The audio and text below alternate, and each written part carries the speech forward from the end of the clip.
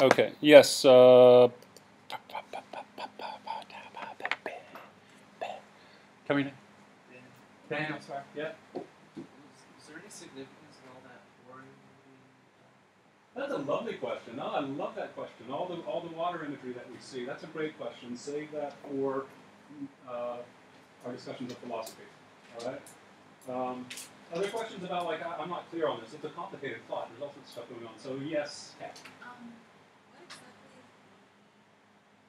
is B B-I-Y-I. That's the city that General Gongsun is the mayor of. We'll get back to this. We're going to break down this movie up to this point. All right. Yes. I remember, this is like really off topic, but last week you said to remind you to do something. I think we did an interval, but the individuality of progress.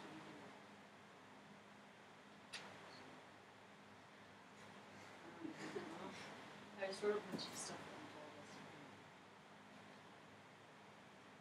I had close friends in the veteran members to remind you. And what the answer? Did we talk about generation gaps? Yeah. And generation bridges? Yeah. I think. I don't know.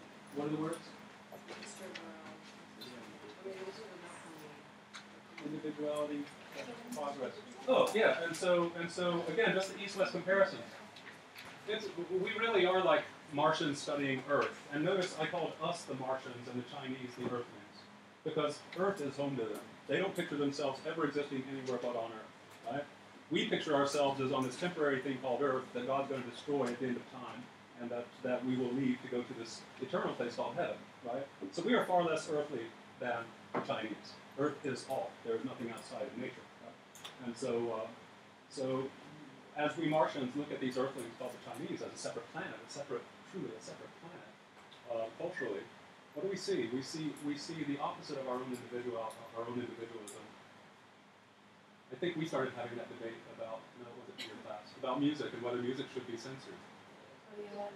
Okay, it's a very interesting topic, right? If music is like water, and water can either nourish a plant or poison it, depending on whether it's polluted, and a person, depending on whether it's clean or dirty, poison. So music, right? Well, an individual would say, oh, but that's my individual rights, my freedom, all this sort of thing. Whereas the Chinese would say, society is more important than your individual rights, because we should not let one person's demand for freedom pollute the entire society. And so all of these questions are very interesting then, and they're very interesting now. The ancient Greeks were coming up with this individualism stuff. The Chinese, at the same time, and earlier, are coming up with this communal stuff. And notice the word communism and communal. The group, not the individual. And it's all deep and it's all endless. And some of you are probably thinking, oh, but if you're a group person, you have no identity, no like uniqueness. And that's naive and not true. And it's an interesting topic to pursue, but we don't have time. Which brings me to a conversation that I had with Natalie and Emily before class. I'm going to, at this point, we're finally far enough, deep enough into the culture for you to have some basic foundational things about like the basic ideals and values of this culture, to finally be able to start writing about them with some nuance and complexity. And so you're going to write a couple of paragraphs a week. I think 2, 3. I don't know yet. Just like this week, what was most interesting to me? After all, I'm studying the longest civilization on the planet of the most important country of the 21st century. I don't want to forget the best ideas I had every week. You will forget them if I don't have you do it. And so it won't be essays. It won't be like, you don't have to revise it or anything else. It is free writing. What was most interesting to me this week? Not everything we learned this week, what was most interesting to me this week. So you have a running journal of this thing moving forward. And then it will be on a forum so that I can actually go in, or if somebody chooses to talk about censoring music, then we can like start actually having debates about that, where we can send these discussions about like, is it possible to be an individual in a communal society? Is it possible to be an individual in China, despite the fact that it's not individualistic? All really interesting stuff. Okay, now, so thank you for that. Okay, now, always watching the clock. Always watching the clock. I want to show you, how do you guys take notes on a movie? How do you're going to have a quiz on, you're you're going to do the same thing. You're going to go home and you're going to watch 40 minutes this time of a movie. How do you take notes on it? How do you like actually like help yourself? You can't annotate a movie. That's no point. How do you do it then? Okay, and I admire that, but at the same time, I don't want you to spend more than 40 minutes, generally, in general, on an assignment I give you, because I want you to rest and I want you to have time to do things that are unrelated to school. So I admire that, but what ways can we work smarter, not harder? Yeah. Take notes? Yeah. How many of you took notes as you watched? Okay, where did you take? Your notebook? Okay, I'm going to just show you. This is a study skill thing. Take it or leave it, right? If you leave it, you're a silly person, but that's your business, not mine. So I'm simply trying to be a teacher to those of you who can actually let yourself be taught. This is how I did it, and I'm going to show you, because you know what? I told you, I've never assigned this movie before teaching Confucianism in any of the 9 prior History of China courses. This is the first one. So that means that I've got to make quizzes on this movie. Well, how the hell am I going to do that? I've got to outline the movie. So how did I do that? This is the outline I made. As I watched.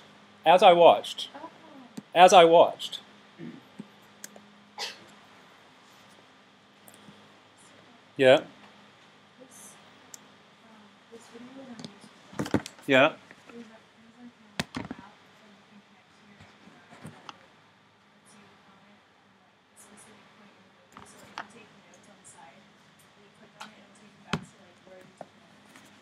If you want to send me an email to that app, I will add it to anybody interested in playing with it.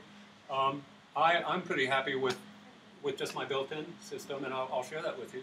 Especially since you can't trust YouTube to be the same from week to week anymore, right? They used to have Google Reader, which I used for years, and then YouTube was like, guess what? We're dropping Google Reader. I was like, great. Thank you for inviting me to use a product that I can't trust will be here next year. In any case, so my system, but notice, every time the scene changes, so okay, scene 1, and then that's the timestamp. That's because I've got to give different quizzes depending on what time zones people are watching in each class. They're not all the same. And so that's a timestamp, and that's basically the setting or the scene. And then just the main ideas there. I bold print things that seem important to me, and then put a line to break into the next thing. But how do I do that? I don't do that by having text edit. Mac people, I'm only talking to you. PC people, PP people, PC people. Notepad is text edit. Same thing. It's a rich text edit. Very simple. But there's no way that I know of to make it stay on top of the screen above any other thing that you have open. You know what I mean? So this is why stickies is cool. S-T-I-C-K, right? You know stickies, right? If you don't, it's incredibly useful for this reason. You're going into a future where you're going to be watching lectures on video. You're going to be watching movies. You're going to be doing less and less reading. So how do I annotate? How do I take notes on? And how do I not have to watch something several times or stop and pause as I'm taking notes? Well, here's how I do it.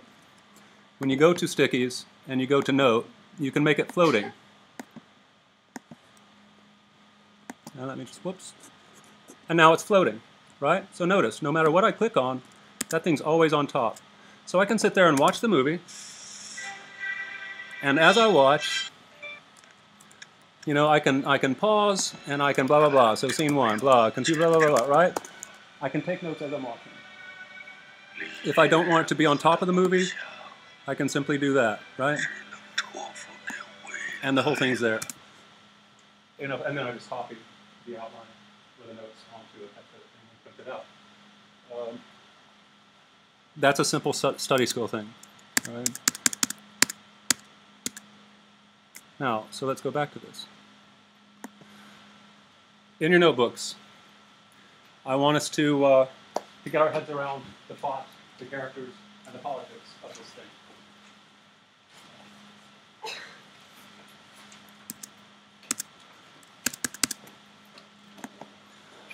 Yo young ma, yo young ma.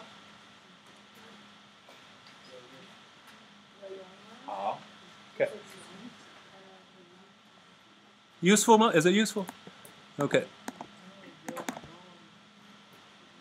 I hate that. Sorry. You think you're speaking Chinese, and then they go, and you say what you think you're saying, and then they go, oh, it's like saying, useful, and they go, oh, he said useful. It's like I said useful, and they're going, oh, he said useful. Mandarin. Okay. Yeah, I thought he said swimming too. Okay. Oh, yeah, yo, swimming. All right. Bloody tones. I hate them with a passion. If I was emperor, Mao Zedong simplified the characters. When I become emperor of China, I'm going to simplify the tones. No more tones. I know, it would never work. Okay, riddle me this. Very interesting.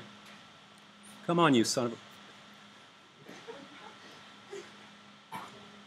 Oh, whoa. I'm way over in Tibet. There we go. Whoa, now I'm in the East China Sea. Son of a freaking... Biscuit?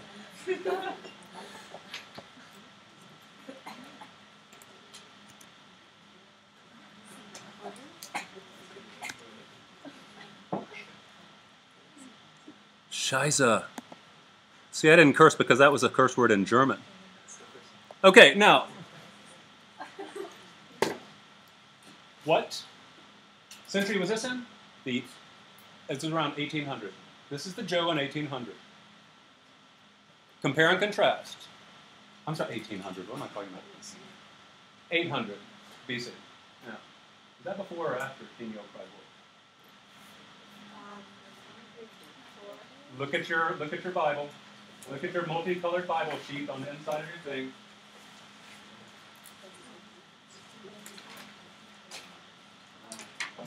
Is 800 before? Is it Western Zhou or Eastern Zhou? When did Eastern Zhou start? That's the basic question.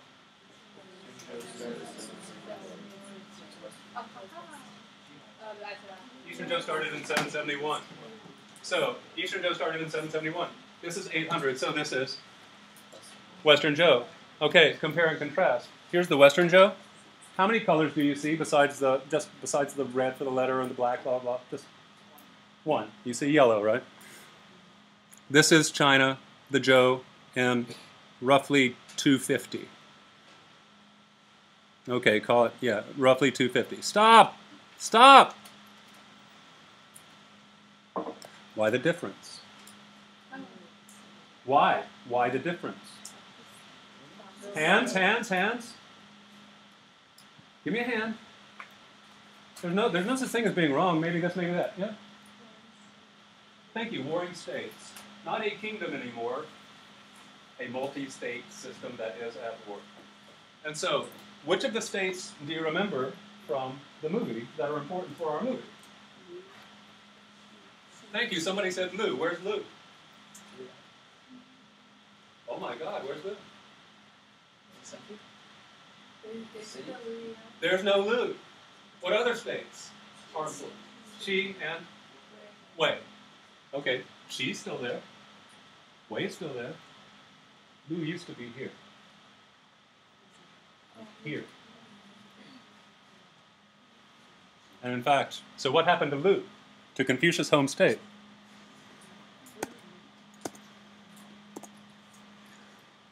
See? Lu, Confucius' hometown, and Xi, neighboring states. What happened to Xi? To Lu, yeah, right. So this is the warring states, dog eat dog. Like Germany taking over Poland. Xi took over Lu.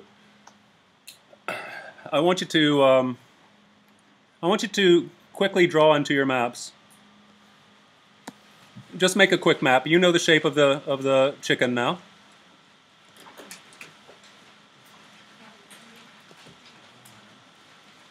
Because this is cool. This is just, why not? Right, very quickly, very quickly.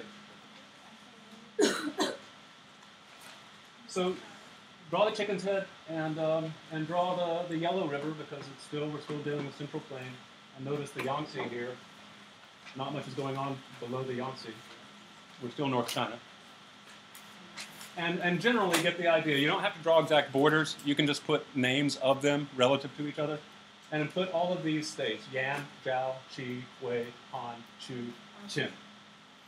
Very quick. So draw the yellow river, that's your reference point, and the Wei river.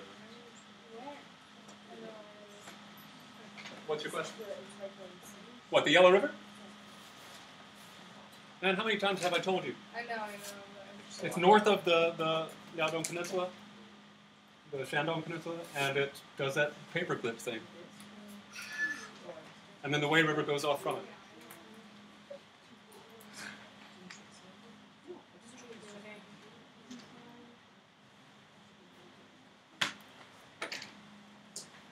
As you're drawing, tell me who came out on top of these warring states. Chin. You don't know your song. Sing the song. Sing it loudly, Sophia. Harmonize with her, Will. Okay, Shangzhou, warring states, Qin. So, look at Qin. This is interesting. Look at Qin. Qin prevailed. When was the last time we saw the same pattern? You should know that if you want to ace your test, you should know this is basic core knowledge. When was the last time we saw that area prevail and create a new the Duke of Zhou? He was the power that was the west and the west of the east. Really? You guys can't answer that basic question? So can you, instead of asking, can you state? When And what did they do?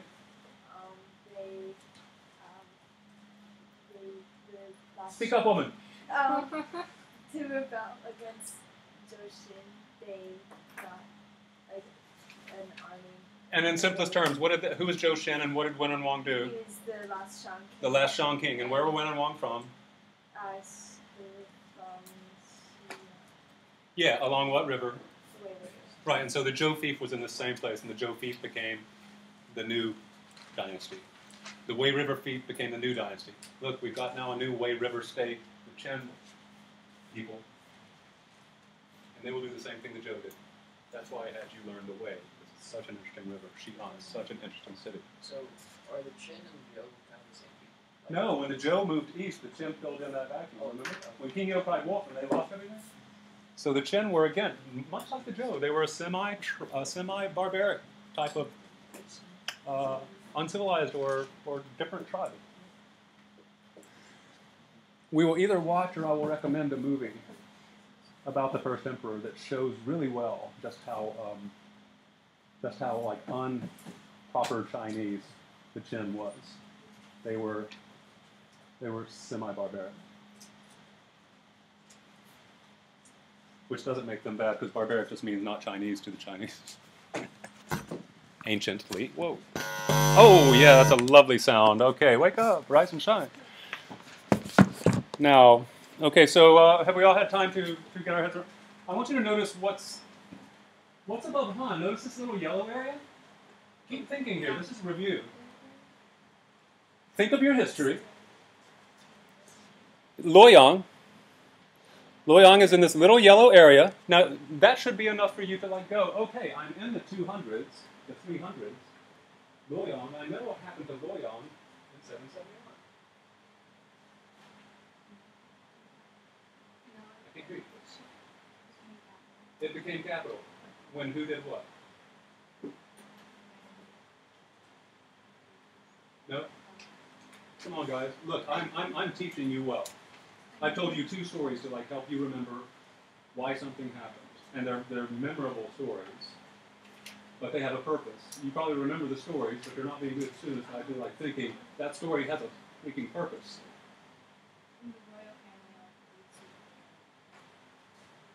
Because who did what? When King Youkai walked, capital was burned to the ground. They moved to Luoyang, which had already been given out by the earlier Zhou kings to other vassals as fiefs. And so, what do you think this little yellow area is? It's very, very significant. What's this little yellow area? I can't hear you because you're all like... Capital territory. Yeah, so this is the Zhou royal domain.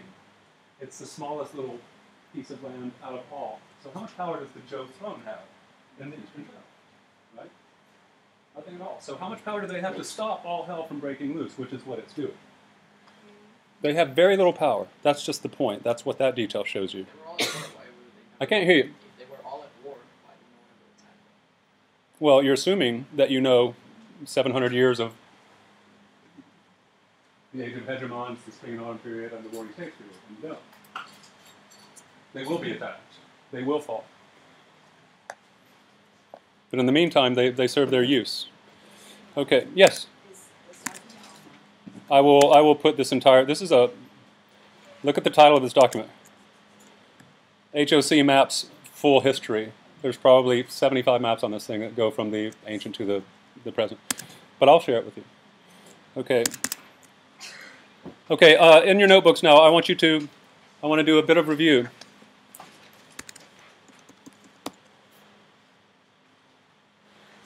We've already done this once. I wrote last time when I was talking about the sumptuary code, remember we had, except on top we had the king, and the king could have 5 claws, and 9 rows of advantages, and that sort of thing, right? And then the next level down on the hierarchy, sumptuary level, was the vassals, and then below them were the ministers, below the ministers were the officials. So to review that, what are our 3 states again that were most important? Lu, and Qi, and Wei. Okay, inside Lu, let's start with Lu.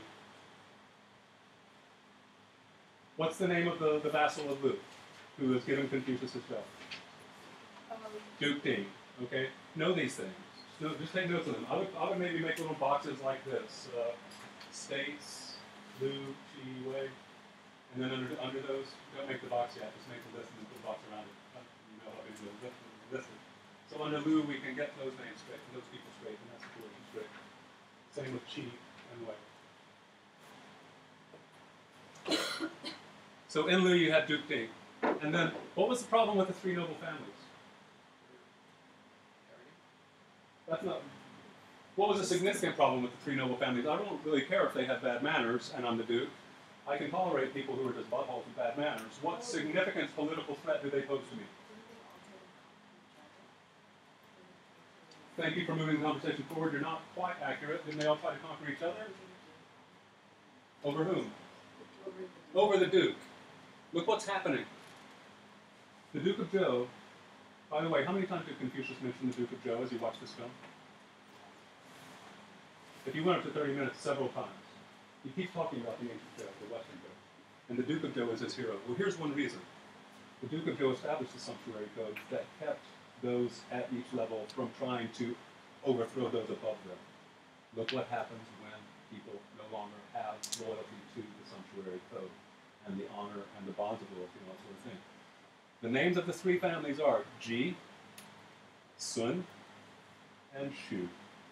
Those are the 3 noble families, or the 3 great families.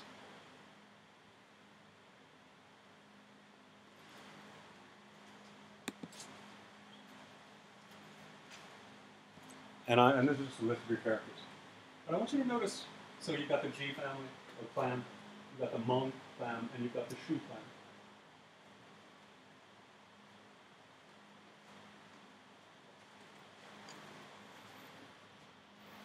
This is a hypothesis. I'm not quite sure. I would have to check my Mandarin. Maybe some of you can help me. Whoops. Going back up. The king would appoint a vassal, and that vassal inherits, his children inherit, it becomes an aristocratic thing.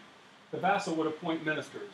Ministers' posts would become inherited. When the prime minister dies, his son becomes prime minister. That's bizarre, isn't it? Even posts in high government are inherited.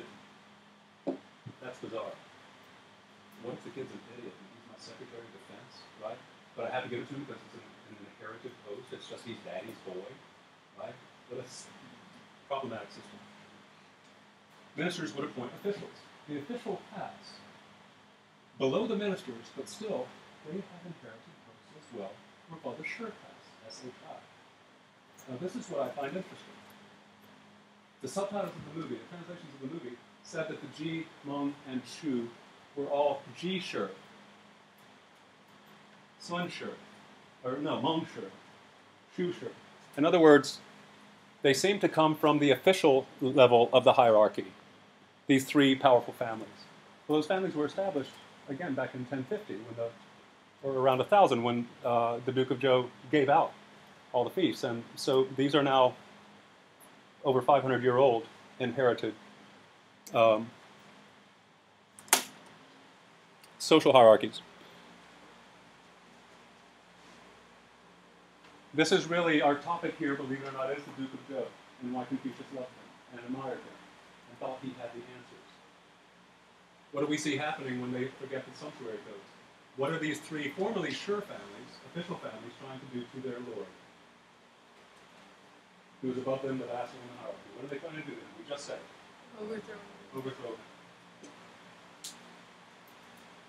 And so we see the social order and harmony and order, and things aren't going disorderly. Everything is going smoothly. We have an order. We see that order breaking down and anarchy and chaos starting to replace it. It's a turbulent, horrible time because of this. Yeah. So in the movie, he's an official. Or is he He is, yes, he's the prime minister. So but he has no control over the city. let's go. So now let's go into the G family. The clan is just G, but the father, the one who's still alive, because notice his father just died. The father is Ji Sun Se, the son is Ji Sun Fei, and then the guy with the scar is Gong San or Gong Shan, depending on which subtitle you read. And he's the general. And he's the mayor of the city of Yi. So who appointed him mayor? The Ji clan, Ji Sun Se. What is this general trying to do? He's trying to overthrow the Ji clan. So you see how each level is like looking up at the one above it saying, I want to pull them down. The ones who gave me my authority, power, and elite status, I want to tear them down. It's all going to hell.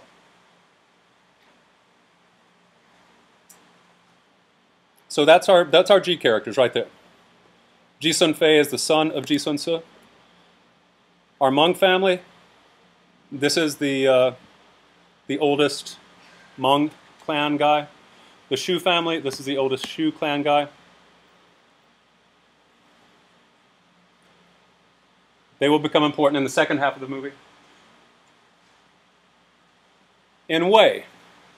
Now, what's the significance of the state of Wei? Did we get there yet? Okay, then we'll stop there and make our way through it. Again, one class is up to 50 minutes. That's because we did the book of songs, ancestor writing, before prayer. Okay, quickly amongst yourselves, the purpose of having you watch this is to, can I have eye contact? Because we're going through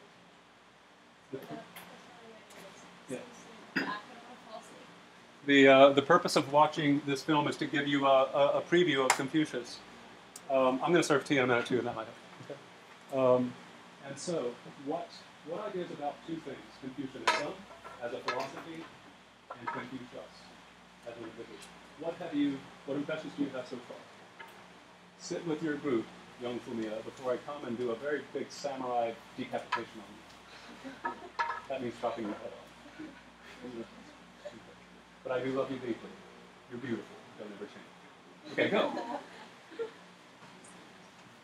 We go back now.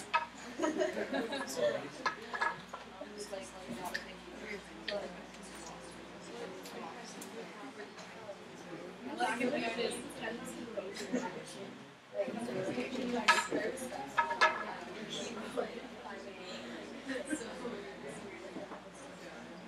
like how he stood up for it was a more modern idea that people were not used to, but he still stood in our minds. He wasn't afraid to stand up. I like how he just stood up. So then I was just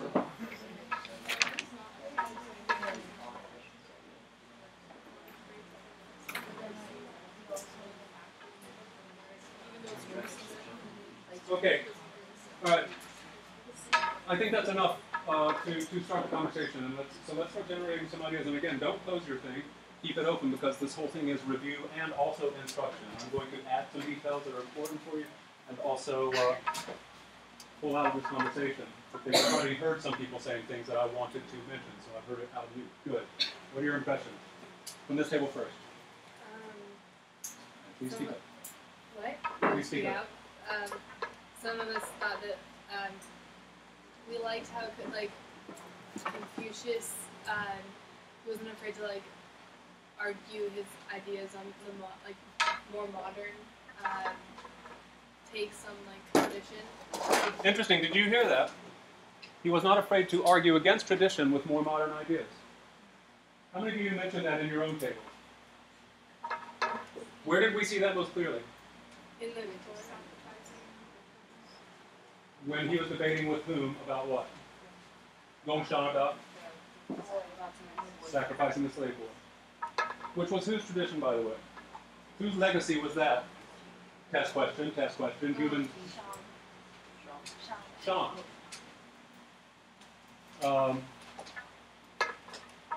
Now, what is a conservative? Write this word down, conservatism. What is conservatism? Most people think they know. Someone who's against change. If they're against change, what are they for? Tradition, traditionalists. Is Confucius a conservative? Is Confucius a conservative? That's not a simple question. Think about your answer. Is he a conservative? Is he a person who is for tradition?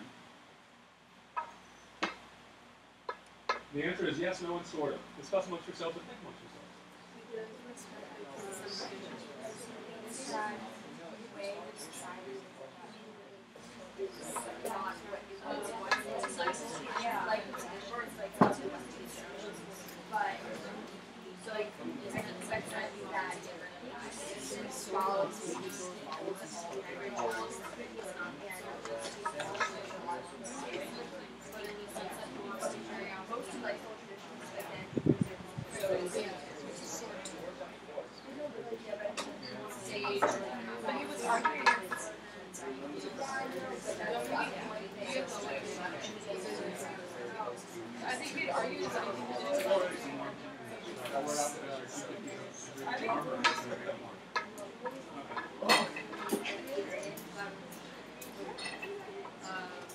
Okay, so how many of you said he's not a conservative? Really? He doesn't believe in tradition at all? How many of you can like oppose that and say, he is too conservative? What's our evidence that he's conservative? What tradition does he point to? No, you don't. I'm talking right now. Who did he keep pointing to as the answer in the past? The Duke of Zhou, 500 years ago. And the traditions that he started, sumptuary code, ritual propriety, on and on and on. Loyalty, virtue, on and on and on. Taking care of the people, not taking care of your own greed. He is a conservative because he's pointing back to the traditions of the past as a valuable thing to preserve and conserve. Now, in what ways, though, is he not a conservative? We just mentioned that. Barbaric values? Thank you, traditions, barbaric traditions, such as human sacrifice. And what was his answer to that when, that was a great debate, wasn't it? You had General Gongsan, and Gongsan was like saying, you are a traditionalist, you're a conservative, this is filial piety. The dead G Lord he loved this boy, and filial piety would be respect him by killing this kid, this slave that he loved so much, and throwing him in the tomb with him. This is filial piety, this is honoring the parents. And Confucius comes back and with a great slap down. What does he say?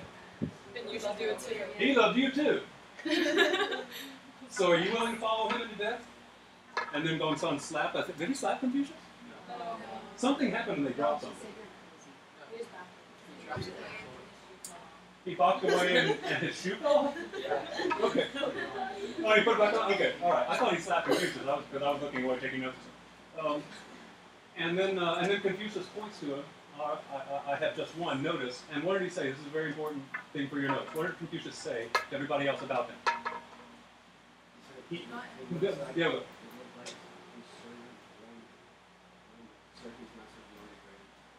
Okay, yes, he did say that. But what did he say to everybody else? Yes. He won't do to himself what he would do to others. Now, who does that sound like from the West? Don't do unto others as you would have others do unto you. Am I the only person with Christian knowledge in this room? There's a guy named Jesus who is worshipped as God by Christians. He said something very famous. It's called the Golden Rule. Do unto others as you would have others do unto you. Treat others the way you would have others treat you. The Golden Rule.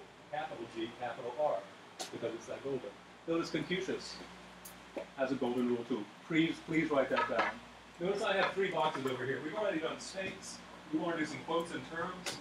in a separate section for you, and we want to hit the disciples very quickly that we've met so far.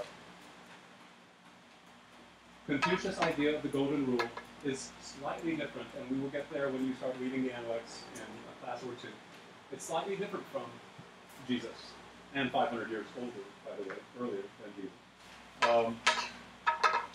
Oh, and speaking of the Bible, your class was so disappointing in your answer to your question, your good question. What do you think about the difference between warfare in the Old Testament, in the books of Moses, where we see just this outrageously brutal God saying, what did God say to the Hebrews, the Israelites, as they took Canaan? What did he say to them? What did he tell them to do?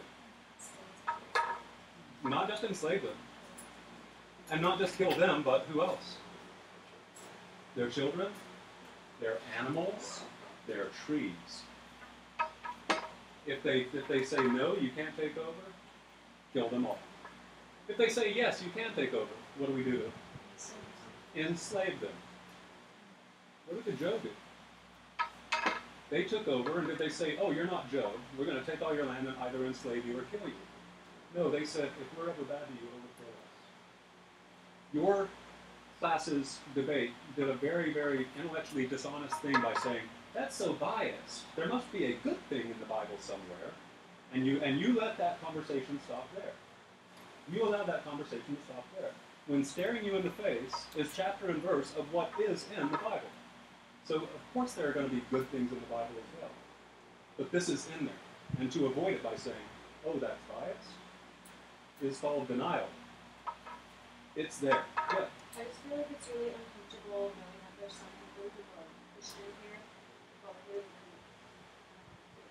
and this is where we talk respectfully but descriptively and critically. If Jesus was afraid to make people uncomfortable, he would not have criticized Judaism. He was a Jew. He wasn't a Christian. There was no such thing as Christianity. Jesus criticized the religion of his own people. Martin Luther criticized the Catholicism of his own religion. If you are uncomfortable thinking about your own religion, it's time to throw some cold water on your face and realize that you are a sheep instead of a true religious person. Because true religious people, like Confucius, says, I'm not a blind follower of whatever the last generation told me. My job as a spiritual person is to actually improve my culture, not be afraid of talking about it because there are some weaker-minded people who are going to get defensive instead of thoughtful when we try to think thoughtfully about these things. So it was a disappointing moment because this is, again, an incredibly stark contrast. There is nowhere in the ancient Chinese classics any authorization by anybody saying genocide is good. Never in Chinese ancient history will you see it. And you do see it in the laws of Moses. And guess what? That's one of the things that Jesus didn't like. Jesus' answer was love, not anger. So those of you who call yourselves Christians, if you don't understand this stuff, notice you're not really very thoughtful Christians, right? Because Jesus himself had issues with what was in the Old Testament. The anger, the violence, the lack of mercy. Right? But Jesus himself, there are some things that are a little bit disturbing about Jesus. He also said, I come with the sword. Right? On and on. But anyway, back to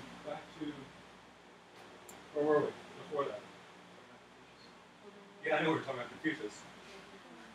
Yeah, right, the golden rule. So, and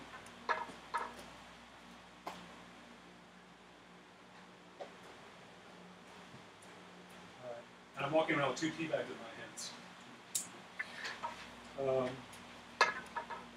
Oh, right, and so Confucius is saying, you're talking about filial piety, and saying that I should respect this tradition of filial piety because it's a Western show value, filial piety, we can go back to the shop. What does Confucius say about that? He says that tradition is wrong because, and he gives 2 reasons. Killing people is wrong because, even if it is traditional and ritual, is wrong because 2 things. 1, ritual murder is still murder. Good. And 2, and the Duke of Zhou taught, he said, that human life is more valuable than any tradition. And notice human, the focus on human, humanism. we Westerners love to point to Athens as the birthplace of humanism. This faith in humanity and optimism and the abilities of humans. In the Bible, we have humans are fallen, they're failures. They need God to help them do everything. In Athens, we have humans are incredibly powerful. They have reason, they have intelligence, they can invent, they're artists, they're all sorts of things. So humanism, we Westerners point to ancient Greece as being the birthplace of that. Well, guess what? You've already seen it in Xu Jing. It's a very humanistic doctrine, right? Chinese humanism is older and, to me, richer. Certainly no less honorable than ancient Athenian Greek humanism. Confucius, humanism more valuable than any authority, any other traditions. How much we understand. Thought experiment, very quick. What would Confucius say to the people right now in my hometown, Chattanooga, Tennessee? I think I told you, voted by Time Magazine last month, the most Bible-minded city in America. My hometown. It's in Time Magazine. The most Bible-minded city. Get your head around that term. Hi, I'm Bible-minded. But that's what it was voted. The most Bible-minded city in the United States. Chattanooga, Tennessee, my hometown. It is truly the buckle of the Bible Belt. And my cousin, my nephew, I told you about him, right? First openly gay city council member, first openly gay politician to run for office in my very conservative home state of Tennessee.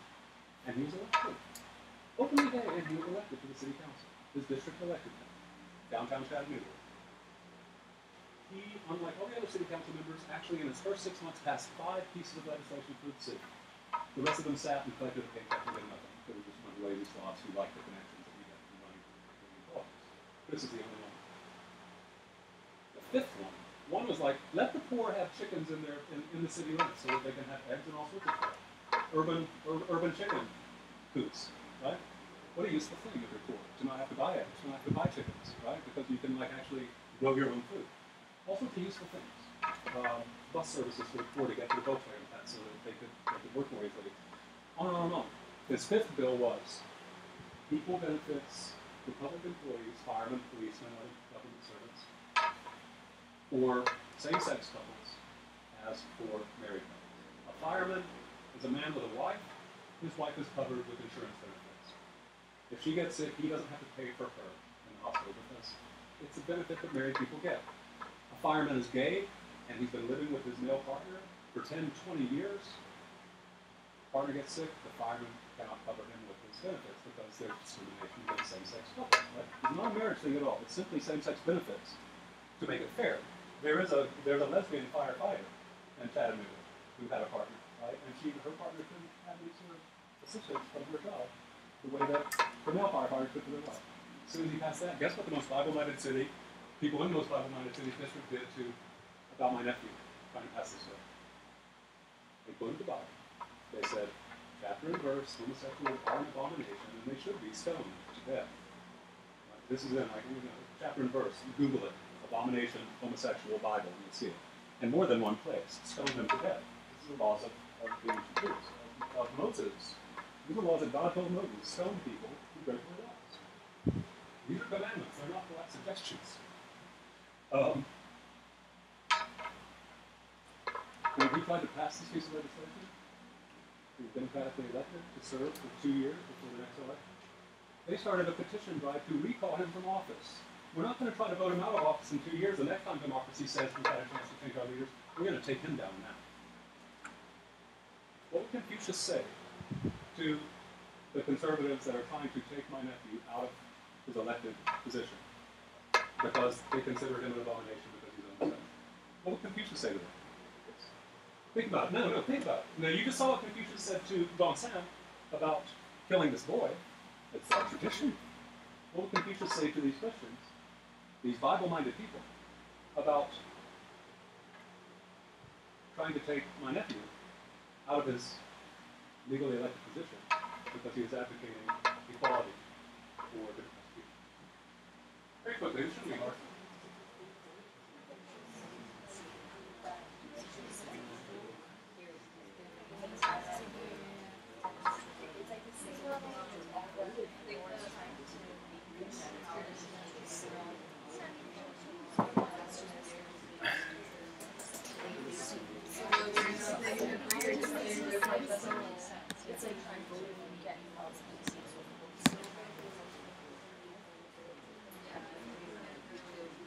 Who thinks they've got a good answer?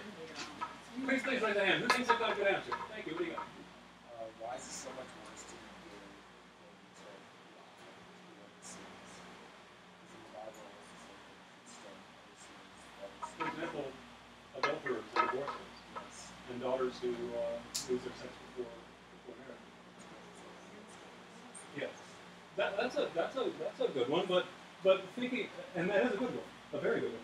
Why do we cherry pick which sin we're going to discriminate against and forget others when they're all in God's eyes currently in the same sentence? So why would a divorcee be okay? Oh, you're fine. We'll elect you homosexual. Oh no, you're an abomination. We won't elect you.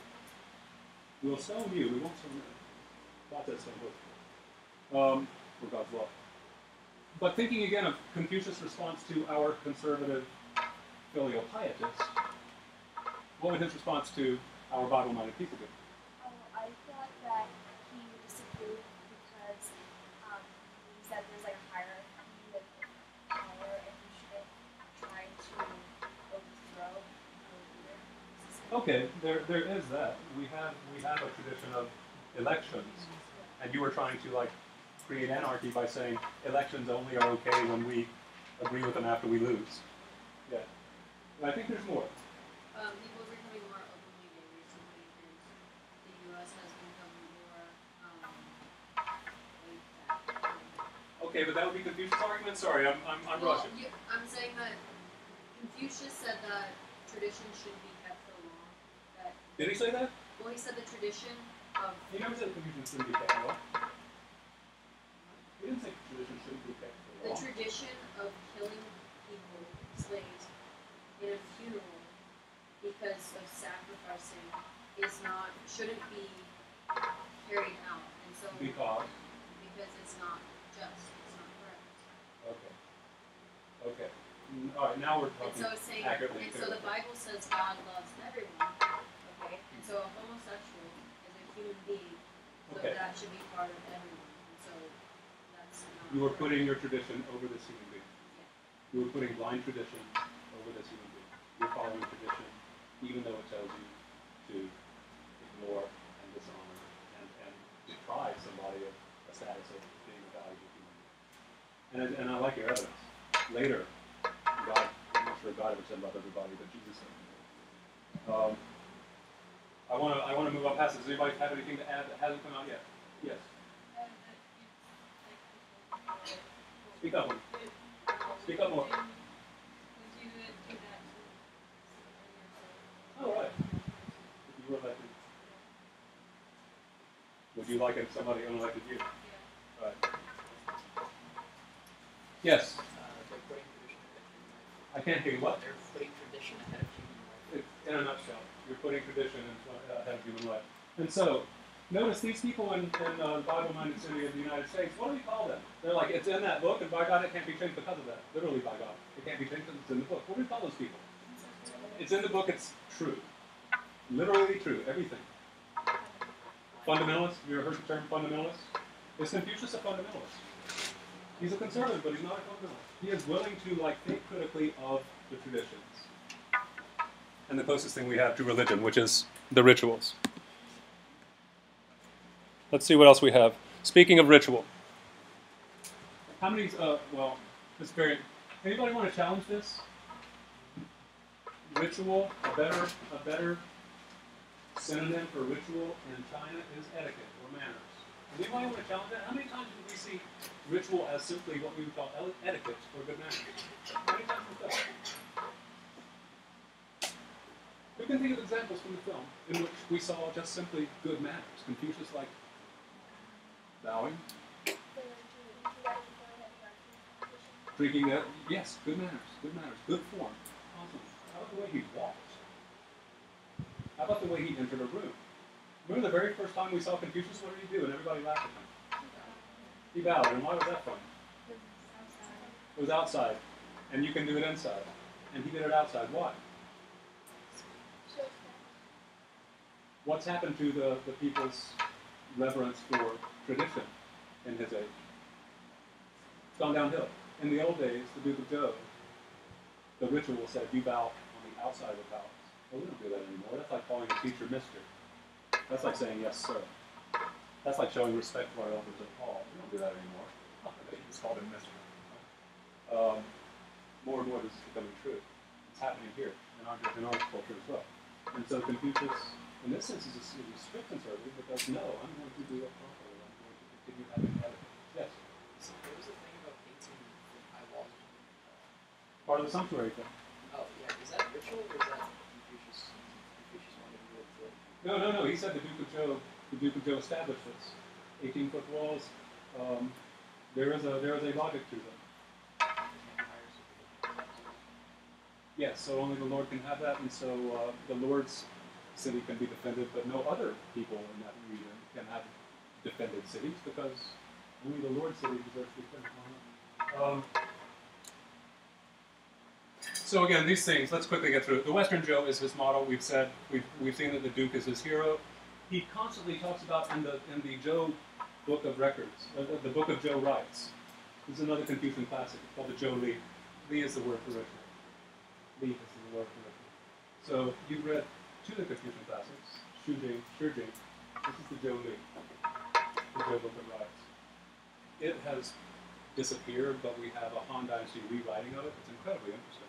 You read everything from how you should sleep and what position you should sleep, which direction your head should be pointing, to what you should wear. On and on. Hundreds of pages. To how you eat and on and on and on. We've already talked about him being logical, a critical conservative. In other words, a rational conservative. Just because that's the way we've always done it, that's not good enough. Because the humane is more important than the tradition. When Gongsan said, hey, let's you and me overthrow everybody. General Gongsan said that. Confucius said, you follow a different path. You and I, we follow different paths. I want you to just know this term. Path is, in Chinese, Tao.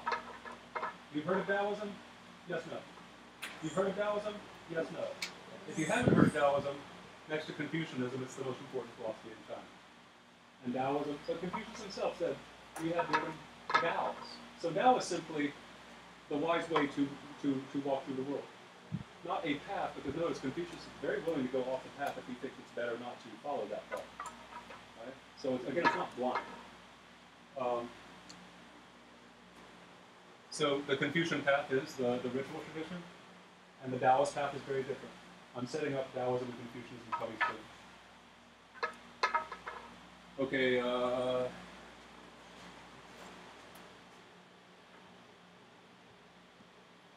Finally, disciples. You've met Yan Hui now. I think I told you. And so put this in your notes. Yan Hui, I think I told you, is the only disciple in the Confucius temple. You go to the Confucius temple, you see the statue of Confucius there, you see two other people, Yan Hui and his grandson, Confucius' grandson. So Yan Hui is very famous in China.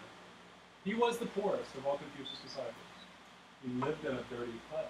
He couldn't afford clothes, but he was always happy, positive, and by far the smartest and most decent of what humanity involves students, Confucius students. Zulu, you remember him?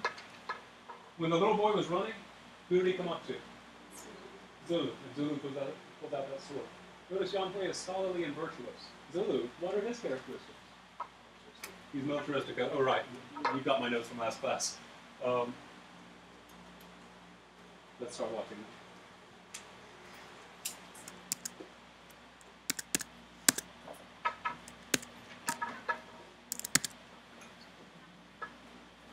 now. Now, hey, guys, tell me, what was the last minute? Oh, it was 30 minutes, right?